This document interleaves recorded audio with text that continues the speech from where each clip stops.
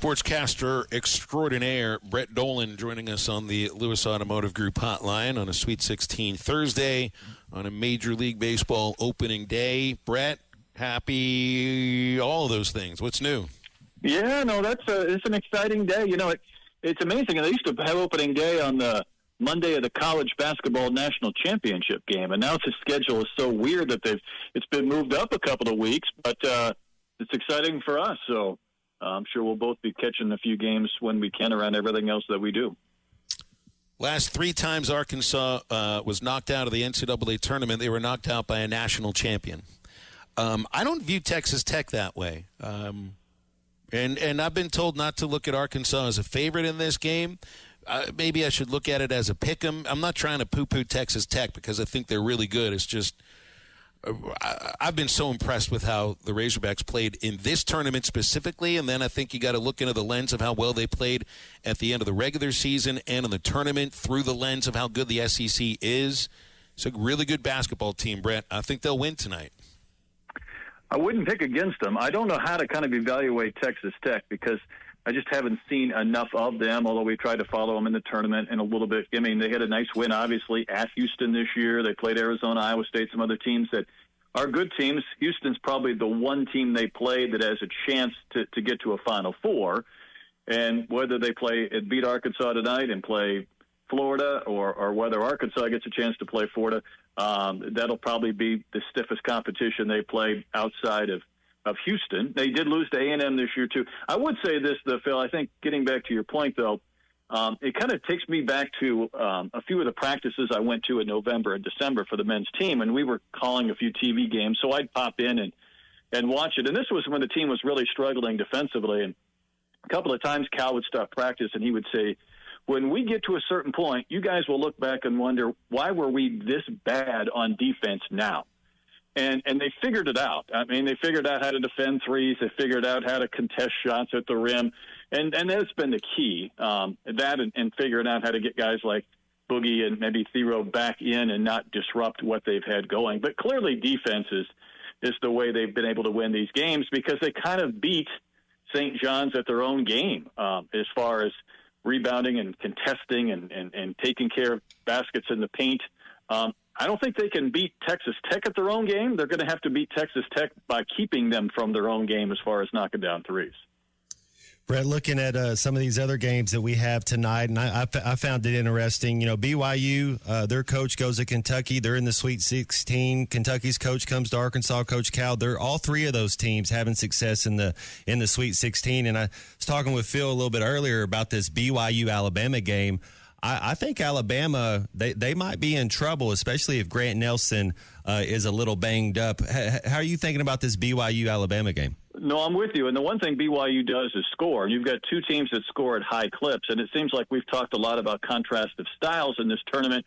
And obviously, I think Alabama went through one of those with St. Mary's, who like to play really slow, and they still scored 80 points. But this is a BYU team that could score in the 90s easily. I think Alabama could do the same, so it would really depend on who's best at their game scoring. But if you want to look at one that could be a 95-93 type game, I think that's probably it. And the one thing about, and I enjoyed how you kind of broke that down, Matt, talking about coaches that left. I look at teams that weren't Power 5 teams not that long ago. Houston was in the American, BYU. These teams have kind of elevated not only their programs and their games, but they're every bit contending for opportunities to get to the Elite Eight. But that's one I think I'm going to be intrigued with, along with that Duke and Arizona game, just because Duke's the only remaining ACC team left, and we'll see if they might be able to kind of hold the banner for their conference. What do you see about Kentucky and Tennessee? I mean, to me, it's the most intriguing matchup in this entire Sweet 16. And really, if you were just to eliminate anything going on the court, just the interaction between the fan bases would be entertaining enough. There's no doubt. That's kind of a game within a game right there, obviously playing for a third time. And, I've enjoyed watching Tennessee play this year. I'm not a gambling guy. I probably wouldn't put a ton of money on Rick Barnes' teams when they get this deep into the postseason. But I think they've got the better team. Now, whether or not they can win tonight, I don't know. But I'm with you. I think just the overall rivalry between those two teams will make it for must-see viewing. Brett, I want to talk a little more college basketball, but first, did you see the King James so-called speech on the McAfee show? And just kind of wanted to see what you – I mean, he – one of the most influential athletes of our generation, and just kind of see did you glean anything? Did your opinion change of LeBron James after that? What did you think of that? Well, fill me in, because I was watching a little bit on SportsCenter, but I don't think I caught the full length. Yeah, just kind of his attitude and some of his comments. Just I don't know. Just seeing how they talked about his relationship with, or lack of relationship with certain players. Just a little bit kind of taking shots at certain reporters. There's just a lot. I kind of catch it by clip on clip. I just didn't know if you hadn't seen it, then then it's all good. Well, it's just. McAfee has a way of getting people to kind of talk on a different level than maybe they would. I mean, the one thing LeBron is really good at is dealing with the media post-game, and he's got reporters at his locker, and he does the thing at the podium, and he kind of pontificates, and he probably talks more or longer than most. But that McAfee show is interesting because you get a different tier or level, whether he's kind of poking or prodding or encouraging. So I'll make a point to go back and take a peek. I love it. So I was kind of thinking about these number one seeds, who has the biggest chance, who should be on upset alert. A lot of people are saying Auburn, that Auburn-Michigan game, that one could be upset alert. Any chance Houston-Purdue, any chance you see Purdue getting past Houston? No, I don't. I would probably go with that, too. I mean, I threw Michigan State out there at the beginning, and I don't know if I did that with great confidence. I just didn't feel like Auburn was playing as well as they were a couple of months ago, when I think we all believed they were a top 2 or 3 team in the country. And listen, they could be a little bit off and still be worthy of getting to a Final Four. I don't think they're worthy of winning a national championship this year. I do think Houston is kind of poised to get there and has a great chance to get through the winner of UK, Tennessee. And the only reason I think that, I think there's a lot of people that believe they would have been in the Final Four or competing for a national championship last year when they had an injury to L.J. Cryer. They are healthy. They are a dog-type team. They play extremely hard. They're not pretty to watch by any stretch, but I do think a lot of teams will not enjoy playing them if Houston keeps winning, just because of the way that they go about their business. And I think they are kind of poised to make a deep run. That was my team that I kind of threw out there in my pathetic bracket a while ago, and I probably won't sway from that. So I think Houston will be a number one team that can get through this combination of Big Ten and SEC over the next couple of days. Yeah, I think I have 10 of my Sweet 16, so me and the unit and Phil, we did a bracket. I'm in last place right now, but I still have all 4 of my Final Four teams. That's right. So you still got a chance. Opening day baseball season, I saw somewhere where a lot of people think the Braves will be back, will represent the NL in the World Series. Their injuries kind of happened last year. Who's your team? Any way too early predictions on NL AL champs this year? I don't think that's a bad pick. I got to sneak in and catch about a day and a half of Braves spring training last week when I was visiting my son. I think there is that belief they're healthy. The Dodgers are still going to be the epicenter by which everything kind of craters around in this National League or even in Major League Baseball, because of the volume of money they spent, the caliber of players they have on this team, whether they continue to win or whether people can find a way to knock them down. I don't know if we have quite as many candidates for teams that could win the World Series, but I hope that it doesn't discourage the regular season from providing some excitement. It's kind of weird to pick a team and like LA and have everybody kind of buy into that when we're sitting here basically in mid-March. But maybe this season will have some surprises for us and some twists and turns, and there can be some worthy challengers to their world championship.